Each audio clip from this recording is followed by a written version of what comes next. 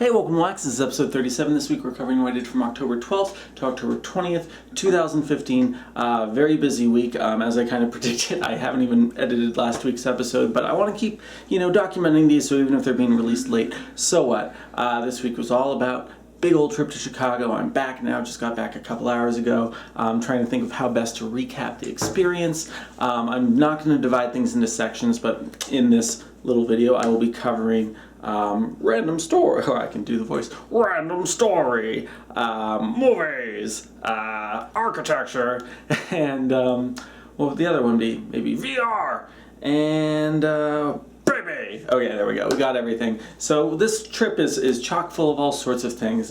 Very wonderful coincidences of things that went great. Very scary, bad coincidences of things that did not go so well. A lot of firsts, such as our first Uber and our first, or not our first Airbnb, but still very new to the whole Airbnb thing. So let's get started. So yeah, most of last week, after last week's episode, really was preparation, just getting ready for the trip, because we still had like last minute stuff. I can't remember where I ended with last week's episode, but we booked our tickets kind of late. We decided to rent a car for a week kind of late. There was a big question of whether we were going to try to take Alistair out to visit my wife's dad's side of the family out in Illinois, in addition to the wedding that we were already going to the Chicago area for, or if we were just going to keep things focused and just like, okay, there for the wedding, let's go back, how'd Alistair do, and then maybe, try to figure out how to do longer trips based on that. But no, my wife and I were crazy awesome, and so we decided to see how much stuff we could do in a single trip. So what ended up happening was Thursday morning. Actually, let's start with Wednesday night. That's when our dear friend Alex Rasky came over. He's been fantastic about watching our house while we're gone. Everything from walking Sadie to feeding the animals to basic home maintenance kind of stuff. And it's a load of stress off knowing that he's here while we're gone. We did the same thing with him, I believe, back when we were visiting my dad in Florida, and then maybe one other instance. So really great, load off our mind. And he had a big project going on, so we just set up my computer so we could do some rendering stuff while we were gone, which is great. So then Thursday morning, he drove us to the train station. We really are starting to wrap our heads around the fact that when there's a little kid, can't move around much, has a lot of baggage, literally like equipment that we need for him, diaper bag, stroller, car seat snapper inner thing. Everything takes a lot longer than you expect. So, even though I felt like we gave ourselves a pretty big buffer that Thursday morning, we actually didn't leave soon enough to be able to catch the train in Peekskill, so we ended up booking it down to Croton Harmon, where if you, kind of go fast enough, you can actually catch the train. So we, had our arms totally full, went up the elevator, went back down the elevator, got on the train. Wow, at this rate, this is going to take forever to tell the story. Fast forward, we go down the train, we take a taxi from 125th Street, Harlem, over to LaGuardia. All the while, so far, Alistair's doing really well, a few little and that kind of things, but really no like full out crying. On the taxi, he's like very attentive to everything outside. This is his first time seeing New York City, very cool. And then we get to LaGuardia, and turns out that there's like its own little terminal for like shuttle flights, like a commuter flight kind of thing. LaGuardia has its own little terminal for flights that go out to Washington, D.C., and to Chicago. So really super simple to go through security. We hadn't quite done correctly the whole like lap infant thing, so luckily the Delta flight attendants there, not flight attendants, help desk people were super nice and willing to help, willing to sort all that out for us. Got on the plane. On the ascension, Alistair was great. On the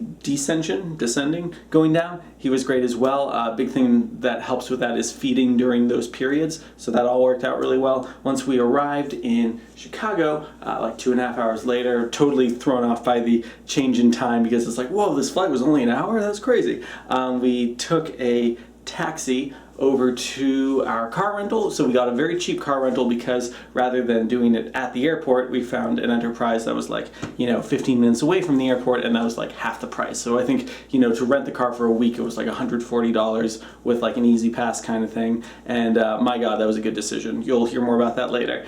Next, what happened was we got our car, nice full-sized, like, what was it? It was a Volkswagen Passat. I can't believe I remembered that. I know nothing about cars. A Volkswagen, and I still don't. That's just, that fact I can remember the name of the car doesn't mean anything. White Volkswagen Passat, put all our stuff in there. So just to give you a sense of the baggage, there's our big giant gray bag, our tiny little black carry-on bag. We have a diaper bag, also like a mini little,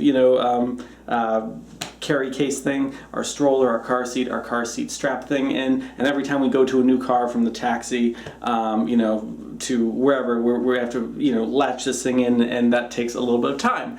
So anyway, we're in our new rental car, and we go and we drive to Chicago, and we find our Airbnb, and we kind of thought this was going to be like sort of a more private scenario, like almost like our previous situation in Austin, Texas, where we were staying basically like in a trailer that was like way in the backyard of a property. We didn't think it was like that, but we thought that this was like our own separate little apartment thing. Turns out it was a little bit more like a hostel situation, where not hostel, T-E-L, I believe that's the right spelling, and it's actually just a ton of rooms in this apartment, all kind of close by. And so it wasn't so much our privacy we were worried about, but we're like, oh, if the baby's crying and all that, we don't want to disturb everyone around us.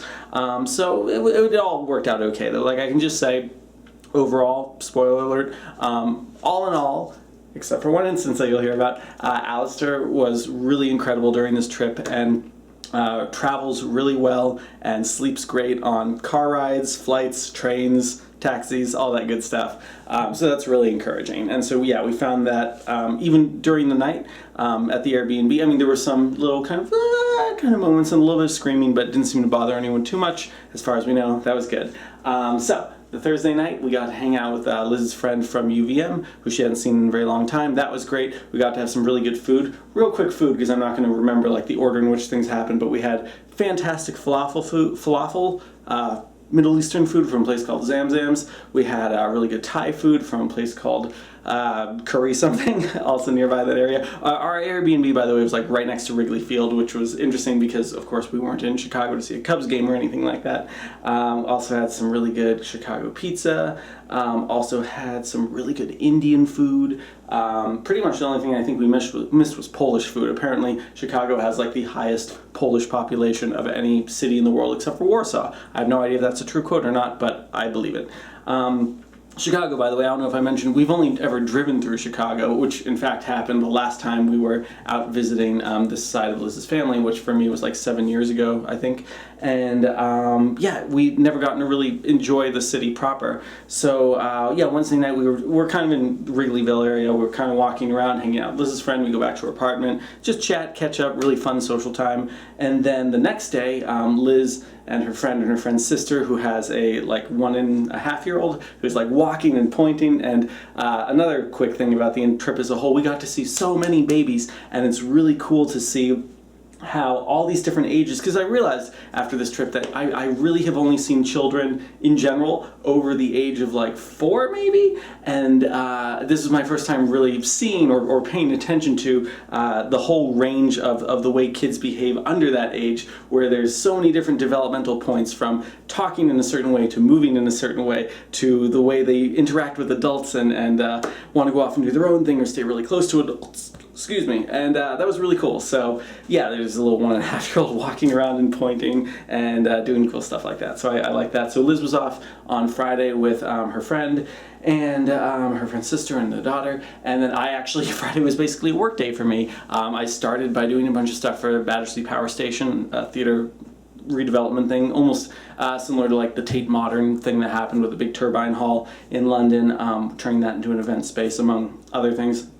Spent the morning doing that remotely on my laptop, and then headed over to Threshold Acoustics, an acoustician company that we work with quite a bit over in kind of the middle of Chicago, and we were talking about different ways to integrate the way I'm doing my VR work with the way that they're doing these audio solutions. They have this room where you can sit down and there's these speakers everywhere, and they can do like a precise audio solution for how sound will behave in the space as it's currently designed. So I send them a SketchUp model of our current design. They kind of simplify it to just kind of get the big reflections of sound. They add in little algorithms for the material and that kind of thing. And then they're using Max MSP, which is a program that I played with quite a bit for my digital music composition class in college.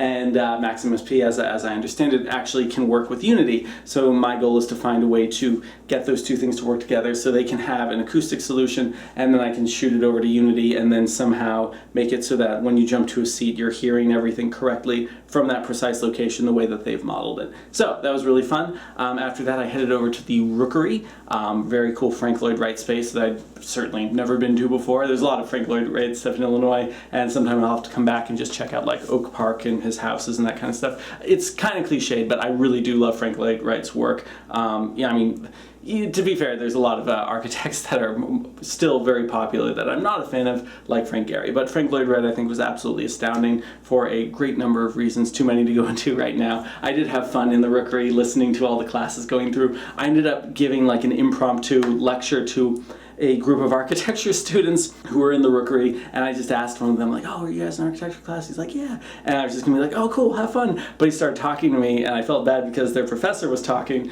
and one thing led to another night. Like a little crowd started to gather, and I started talking about like how, yeah, you know, the thing they don't teach you in school is in addition to architecture firms out there, there is such thing as architectural consultancies. These are places that have a little bit less liability than an architecture firm, and much more specialty, and in many ways more design freedom and less administrative work. And I'm speaking, of course, in very broad strokes, but really captured the attention of the students, and I felt so bad because very clearly the professor was getting upset with me because I was taking over her class, and so I said a quick goodbye. I wish I gave someone like a card or something, and I mentioned very briefly, VR is the future, and you know, mic drop, and then headed out. But that was really cool. Walked around Chicago some more. We headed up, met up with Laura and Liz over at the John Hancock Tower, went up to the 95th floor or whatever, because I guess there's an observation deck and you can pay like $15 to look at the awesome view in the observation deck, or you can go to the restaurant above that and then you can buy a $15 cocktail and get pretty much the same view. What was cool about that is we were there right around the time when it's starting to get dark, and so we got to see, you know, this beautiful view of Chicago at daytime, at dusk, you know, the sun setting, incredible light reflecting off the skyscrapers around the whole city, and then nighttime, and that was really wonderful. And again, very fun hanging out with Liz's friend, and Liz and Alistair was really good during that. Except interestingly, you know, I mentioned he didn't respond at all to going up the on the plane, but he did respond very sadly to going up the elevator super quick, shooting up, you know, 95 floors in a few seconds, kind of this like, look, speaking of that expression, I don't know if I mentioned that Alistair got his shots right before he went to Chicago, his 2-month shots. Moving right along the next morning, bright and early, we packed up all of our stuff, which again took quite a bit of time, and we actually zipped on over to our friend's wedding, which was the whole reason we were in Chicago in the first place. It was about a 30-minute drive away, and I'm so nervous that for a second time this year we were going to be late for a wedding. The last wedding we were late to, we were there like 3 minutes late. This is the one in Philadelphia. I'm sure I talked about that in another episode. And of course, because the bride is a stage manager, everything was super punctual. And so that 3 minutes meant that we had to wait outside, you know, while the whole procession happened, and then kind of sneak in later. So it was like, so eager to not let something like that happen again here. And so again, we thought we gave ourselves so much time to sort everything and get ready. And we made it by the skin of our teeth. I love that expression because, you know, who has skin on their teeth? But we got into the church. The whole ceremony happened really wonderful. Headed over to the reception, and I think there was an hour and a half between the end of the ceremony and the reception. And for most people, that is plenty of time. That's like, you know, change your clothes or whatever, grab a comb, change your hair, whatever. I don't know what people do. And then you're done. Then you head down to the reception. But now that we have Alistair, and even with, you know, his magic car seat and this great system we have with a stroller and going in the car and carrying him around and all that, thank you, Chico. But it still takes forever. So that hour and a half was not nearly enough time to deal with, you know, changing his clothes, diaper changes, nursing, us kind of getting ourselves together and organizing all our stuff. So we went back to the hotel, which is like a Marriott and very close to where the reception was taking place, and kind of sorted all of our stuff. And it took about 2.5 hours. And so then we headed over to reception about an hour late, but it was fine because things were kind of just getting started. Got to see a bunch of friends from college. You know, I count myself so lucky that my wife and I have only been in attendance of weddings where we were genuinely thrilled for the two people getting together. You know, that's not something that everyone can say. I know quite a few people who have some sad stories about weddings they went to where there was just a sense in the air of like, oh God, this isn't gonna last, or like, oh, no one really likes these two people. Horrible to say, but that's what happens for some people, and luckily we've never had that experience. And so once again, here's a wedding where we're positively thrilled to see that these people get together, and also, as also tends to happen at these weddings, met some really cool people. The table I was sitting at was with a high school friend of the bride, you know, who's my connection to this whole thing. And he does this incredible work with, I guess you could just say, baritone sax for hire, traveling around. I just got to chat to someone who she was studying with in college and was doing this incredible research with diabetes and proteins and all sorts of science words that I don't understand. But lots of really cool people. I also had a really good chat with the father and mother of the bride of the Philadelphia wedding, because they were all there. And then the bride and mother of the bride, did I say bride and mother? Father and mother of the bride from the previous wedding, and then the father and mother of the bride of this wedding. They actually happen to have had both their daughters married in this year, and so very intense for them, and they deserve a much needed break. But you know what I'm starting to find, especially at things like weddings now, because I love chatting with people and especially talking to people who I usually don't have the opportunity to talk to, is I love hearing about their past and their history and what things they remember. And what kind of brought this particular conversation on was in looking at the picture that is kind of traditional of the wedding. You have the parents and their wedding photos. So I'm looking at the picture of the bride's parents, and oh my God, like, you know, the bride looks so much like her mother. And then, you know, there's her father, very handsome together. And I wanted to hear a little bit about their wedding and everything about what this past year has been like. Suffice to say, I guess what I'm saying is that older people, I think, do not get the level of interest from younger people that I think they deserve, because with age comes experience, and there's these incredible stories and lessons, and if you just show the slightest bit of interest, there's so much knowledge to be gained from there. So I guess all I'm saying is, you know, talk to your elders and learn from them, because there's so many cool stories and so much to learn from, and that's all. Wedding was fantastic. So went home. We had the reception. The reception was great. Once again, I found myself showing some VR stuff. I think I might have lost my goggles. We'll see what happened there. And then went back, and there was like a pizza party with, you know, different beer and all that. I do feel really bad that because Liz still can't have dairy right now because it affects Alistair, it makes it really hard to find good food for her. And so we actually had done a grocery run back in Chicago to try to get a bunch of food that she would be able to eat. So that all worked out. But yeah, you know, that's the tricky thing with all the traveling, really, was finding places and ways to nurse properly, and then also getting food. And so, yeah, I think in the end, we kind of struck a good balance, but definitely a learning process. I'm jumping ahead real quick. When we were flying back today, you know, I feel like our flight coming over was actually very smooth, all things considered. Like, we didn't get on the plane first as we were supposed to, and that kind of screwed things up a little bit, but this was very, like, crazy, jumping through lines and trying to not get in the way and moving stuff around and having not enough arms to carry stuff. Our flight today was a little bit crazy, but everything worked out with that. Back to the wedding. Wedding ended, got to see some wonderful people, said goodbye, made new friends, all that good stuff. And then early the next morning, had a brunch, said goodbye to everyone there, and then headed over to family. So it was a good 2.5 hour drive. Thank goodness we had the foresight to have a rental car. Again, at one point we were thinking of like trying to bum rides off people, use Uber, use taxis. That would not have been a good idea. So we ended up getting to my wife's grandmother's house at about, I don't know, maybe 3 p.m. on the Sunday, and then just had a really wonderful, relaxing, you know, couple of days there, just hanging out, checking out some of the local areas. We had beautiful, gorgeous weather on Monday, like a really big breeze coming off the Mississippi River, but it was like 75 degrees, and that really wonderful feeling where there's like heat, but then the wind is like counterbalancing it perfectly. We did have some like hornets or bees or something following our stroller everywhere we went, and we have no idea why. There wasn't anything sweet or sugary in there, unless Alistair's getting into stuff that we don't know about. Unlikely for now. But that was really weird being followed by bees. But anyway, beautiful walk. We did the same walk all those years ago when we were visiting, and that was in the middle of winter, so as pretty as it was to see the lake frozen over, it was much worse to be dealing with the wind then, and much more romantic and fun to have our little 3-person family there now. Also, whenever, the 2 times I've been over to my wife's grandmother's house there's always a puzzle. And puzzles are something that I've never gone out of my way to like buy puzzles or anything like that, because it's a little bit too, I want to say repetitive for my tastes. It's similar in the way that some people really can get a lot out of doing something like crocheting or stitching. There's a repetitive kind of therapeutic pattern to it, and I think puzzles can serve that for some people as well.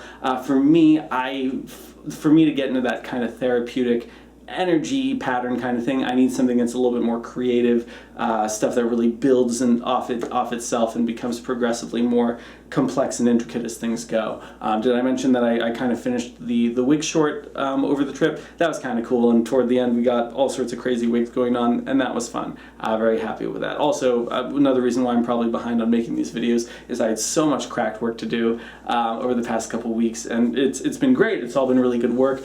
Anyway, where was I? Puzzles. Yeah, similar to things like Sudoku and that kind of stuff, crossword puzzles. Everyone has something they like to fixate on that just kind of, they can put their brain a little bit on autopilot and do something cool. So, despite the fact that I don't go out of my way for puzzles, both times I was at Liz's grandmother's house last time, and this time, really big, cool puzzle. I can't remember how far I got with the last one. This one I was doing really well with, and I was kind of proud of myself because I was picking up on all sorts of little techniques that maybe I hadn't thought of before with puzzles. Looking at certain patterns and really paying attention to some finer details, like, okay, I need to find a puzzle piece where just the tip is a very distinct, sharp color of white, and I guess zooming in a little bit more on fine details that I hadn't done in the past to help me solve the puzzle. And I didn't quite get to that, but it was great anyway. So I've been leading up to this for a while, but Alistair is great this whole time, everything's good, but he started to develop a fever on the Sunday, and so it was just a little bit high, and so we called his pediatrician,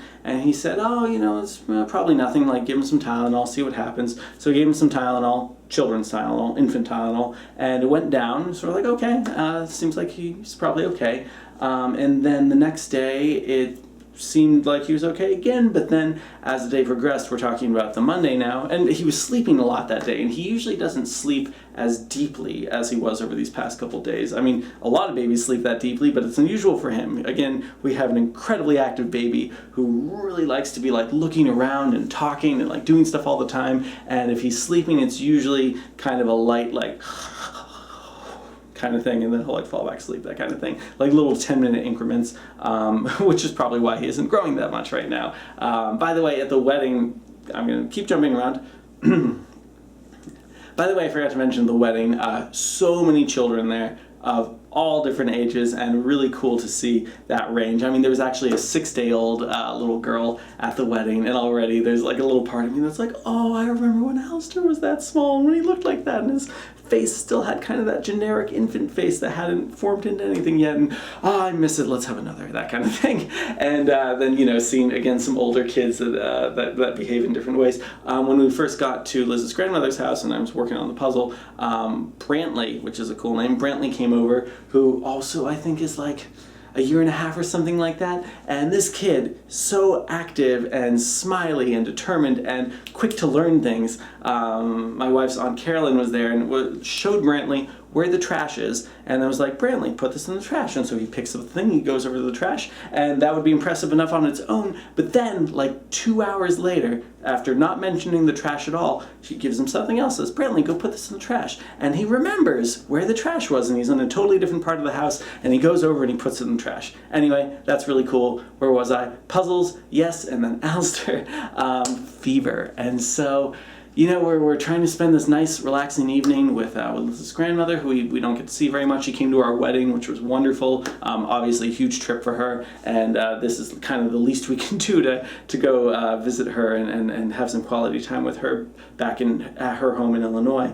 But Alistair's not feeling so well. We call a doctor again. His temperature goes up to about 102. And we'd kind of maxed out like the Tylenol for a 24-hour period. So it's like, what do we do? And he says, well, it's you really have to play it safe with babies, especially really young ones in those first few months, because in just a few hours, something can go from bad to worse. An infection can get really, really awful because their immune system just isn't built up yet. And you really got to be safe with this stuff. So, unfortunately, like if this was happening at home, we have incredible resources of our pediatrician very nearby. And if it's after hours, a wonderful hospital, the same one Liz gave birth in. And those resources are right there. Unfortunately, where we were in Illinois, the closest children's hospital was about an hour and a half away. So it's like kind of late at night, and it's like, we got to do this. Like it's not really a question. We just have to do it. So we take a drive down. We're both already kind of exhausted, and we get down there, bring him in the emergency room, and they check him out, and nothing immediately is wrong. They do like X-rays of his chest, and they draw some blood. They test his urine for nitrates, all that stuff. And by the way, poor Alistair, I haven't gotten to see him reacting to things like getting his, 2-month shots and that kind of stuff, but he's just screaming and so upset, like being held down. We're holding him like this for his X-rays, and then holding him really hard to like get that a vein or something so they can draw blood from him, and he's screaming. But then what a trooper, like just a few seconds later he's back to blah blah blah blah, happy talking, and just behaving really well. So that's kind of cool. The short-term memory thing there sometimes is definitely a good thing, and he doesn't seem to hold a grudge. But yeah, they're doing all these tests, and we're wondering what's wrong. Could it be like a UTI or something else internal, something to do with his belly button? And I guess really all they could come up with after all these tests, this is around like 2:30 in the morning, is something was making like his intestines swell up. And so that could have been something he consumed, or it could just be something random that he put his hand on, and his hand goes in his mouth. Who knows? But they gave him some antibiotics. We got a prescription from a 24-hour Walgreens nearby, and his temperature seemed to be going down. And again, like he's really hot, but he's not coughing. It doesn't seem to be anything viral. And so, and in some ways that can be more concerning, because you can be like, oh, look, they're showing everything that is a cold, so you just deal with a cold. But when the only symptom he had was that he's really hot and kind of sleeping more deeply than usual, but no coughing, no vomiting, no trouble nursing or anything like that, it's a lot less to go on. So, overall the experience in the emergency room was fine. I felt pretty comfortable that he was going to be okay by the end, and knowing that he had the antibiotics and the prescription for more antibiotics definitely helped. So driving back was really hard, because we got back, sorry, I think I said the other thing was happening at 2:30. We got back around 2:30. But on East Coast time, that was 3:30 a.m. So that's really what it felt like for us. And Liz and I had to take turns driving. And the same thing was happening to me that happened last time I was visiting Burlington, where I was so tired that like I'm losing depth perception, and everything was just kind of flattening. And lights from a car up here look exactly the same as like a street lamp way in the distance. So kind of dangerous, but we had to get home. And we made it. We did good. And then the idea was that this morning, before we left to come home, we were going to try to take him to a pediatrician, but again, knowing how long it takes to get everything ready, we're like, there's no way we're going to have time to actually go to a pediatrician. So luckily there didn't seem to be any cause for alarm this morning. His temperature had gone down. It had actually gone down a little bit more than we were hoping. It was down to like 97 degrees as opposed to 98.6 or something like that. So in some really horrible cases that can be a sign of sepsis, temperature going down too much. Just like being hot can be a sign of like meningitis, and other instantly fatal things. Man, the world is a scary place, especially if you look at all the things that any symptom could be. I've never actually looked at WebMD, but and that's why, because I understand that you could be like, oh, someone's coughing, they must have cancer. Can be kind of terrifying, and I don't think that's any way to live. though everyone should be safe and careful, and that's why we brought Alistair to the closest children's hospital.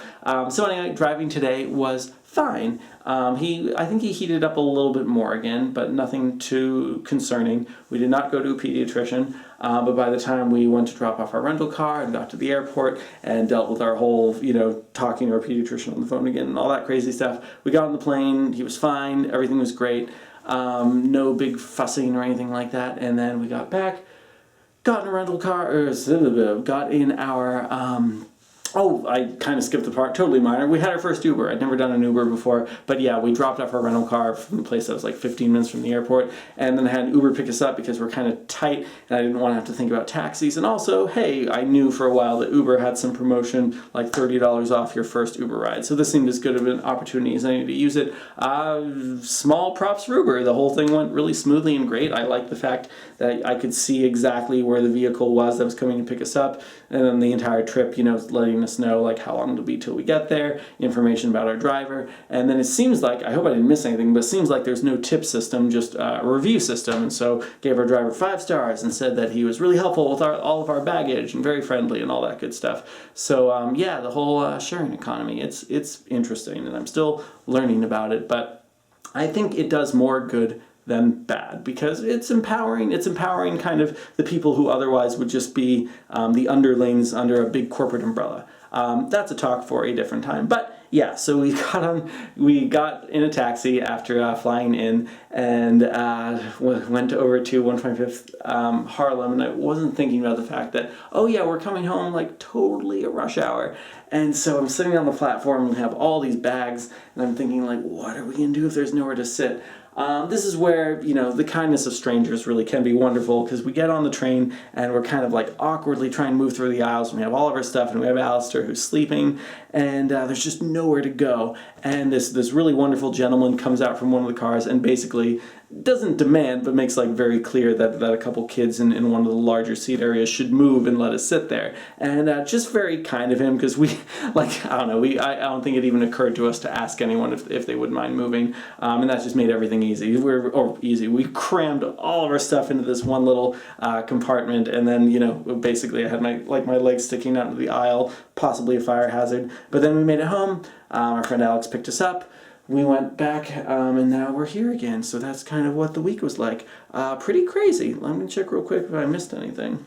The only thing I missed was that when we were at the hospital, really weird thing, like on the one hand, it's like my son's life obviously is the most important thing in the world right now, and all I want to know is that he's okay. At the same time, there was an essay that I was supposed to submit to a urban architecture magazine kind of thing, about architecture affecting the city and performance and that kind of thing, and someone in my office suggested like, oh god, Alex, you should talk about your Germany experience, the whole World Championship of Gameful Architecture, in which my friends and I and some wonderful international designers created a 5-tiered epic foosball table over the course of 72 hours in a plaza to encourage intercultural communication. And go me, procrastinating on this for so long. I think I saw the prompt for this 2 months ago, and to be fair, I've been super busy, but I didn't really start working on it earnestly until Monday. So that was the day when Alistair's temperature started to rise, and by the time I had really started to get into a rhythm,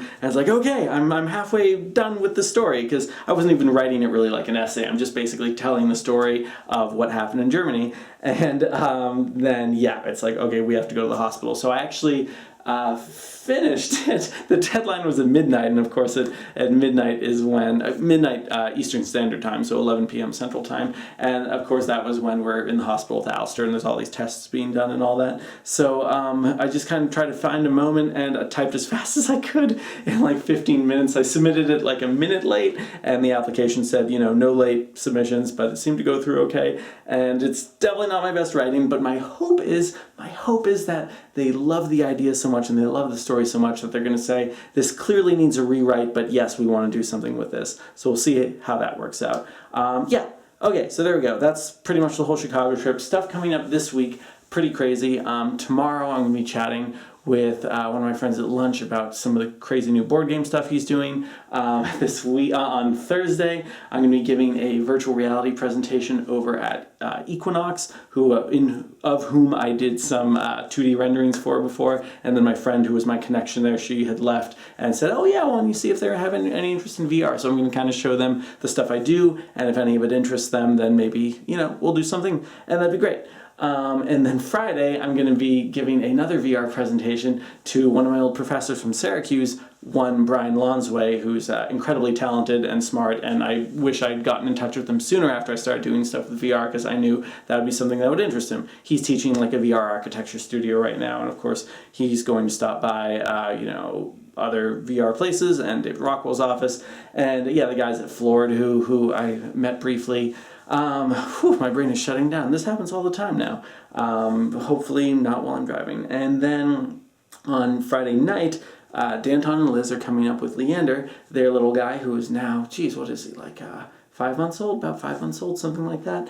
And they're going to stay with us for the weekend. At the same time, for half of that time, Ian and Lindsay, our other friends, we only have 4 friends, are going to be coming up, and Ian is really excited to do some stuff with our orchard. He proposed an incredibly detailed, enthusiastic plan for what should be done with it, and it's wonderful, and I can't wait to see what happens with it. And he's volunteered to help out with some like wood chopping and stuff like that, so that's really fantastic. And then last but not least, on that Saturday night, we after I think Ian and Lindsay leave, Danton and Liz and myself and Liz will be going over to the Great Jack-O-Lantern Blaze, this wonderful thing that our neighbor is actually responsible for putting on. It's this incredible not midnight, but walk after dark with tons and tons of pumpkins, and they're all lit up, like over 5,000 pumpkins, and there's sculptures and kind of like animated things going on. Last year there was like a Headless Horseman theme, and there's like one with the horse like in 3 different positions of rearing, and when you light that up with all the pumpkins, creates this really beautiful kind of animation. So really, really wonderful showcase, and very kid-friendly because you're just walking outside, and it's super busy, so I'm very grateful to my neighbor for getting me some tickets kind of at the last minute. So yeah, things are just going to be keeping busy, but it's all good stuff. It's all fun. You'll notice I didn't really talk about TV or movies or anything like that this week. I might have seen a couple, but man, they're just not sticking in my head right now. I haven't seen the new Star Wars trailer or anything like that. Haven't really played any video games. I played half a second of Tomb Raider on the plane just to take my mind off of what I was doing. No, it wasn't on the plane. It was at Liz's grandmother's house, and I completed one puzzle that I was stuck on last time I played. So that felt good. Procrastination is a funny thing. I'll just say that. I always know that if I know what I need to do, and I know the thing that's going to be bothering me in the back of my head for as long as it isn't done, I know that if I just do that thing first, then I'll feel great and everything will be wonderful, and I'll feel just as motivated to do other things as I will to pat myself on the back and be like, "Good job, Alex, for doing that first." But so rarely do I do the thing first that I know I should do. I basically told myself, hey, you've had a long weekend, go do your episode of WACTS, and then just, watch a half-hour episode of like The Last Man on Earth or something like that, and go to bed. And it's now like 11 o'clock, and I probably could have done this like 2 hours ago. What was stopping me? I don't know. But that's kind of where productive procrastination comes in, because I was like, well, I'm not going to film that WACTS episode, but I am going to do a bunch of the craft work that I need to do, and unpack some stuff, and, make some food. So it's, it's certainly not that bad. All our cats, by the way, it's really good to be home. I always miss our pets so much. Our cats are so cute, and Sadie is obviously always ecstatic whenever we come home after being gone for a few days, and I think this is the longest we've ever left her alone. So anyway, that's my week. I should go. I don't know if Alistair's sleeping, but we'll see if we can get him in for a quick cameo. Talk to you soon. Hopefully next week I can give some good news about all these other things I'm up to. Hopefully all these presentations coming up go well. Unfortunately, I don't have a ton of time to prepare for them. Also, I, again, might have lost my VR goggles, so that's one less cool item I can showcase. But we'll see. Have a great week. Good night. Maybe an Alistair cameo. Okay, here's the little guy. Here he is after his first big trip. He's been napping quite a bit today. Sleeping really deep sleeps. But he's up over now. He's awake now. It's about 11:30. He's like, I don't want to look at the camera. Then we'll spin him this way. There you go. Hey, Alistair, what do you want to say to the camera? He's very suspicious. What's over that way? He's like, I want to look at other things in the room. Can I see the other things in the room?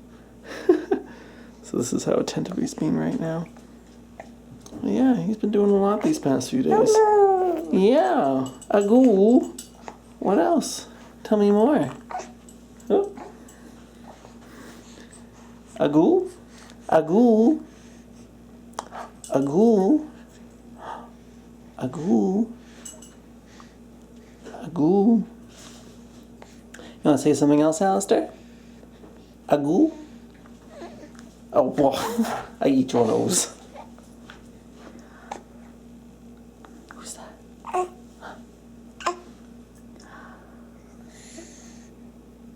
Who's that?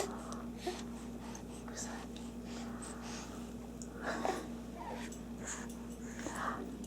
Who's that? Wow. Wow. Who's over there? Who's over there?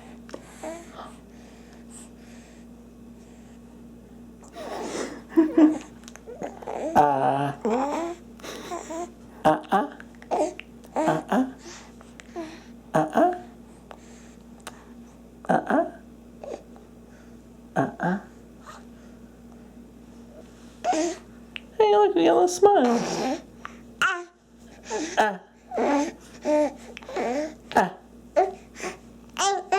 Hey, yeah. Oh, yeah. Oh, yeah. Liam will be happy. Ross got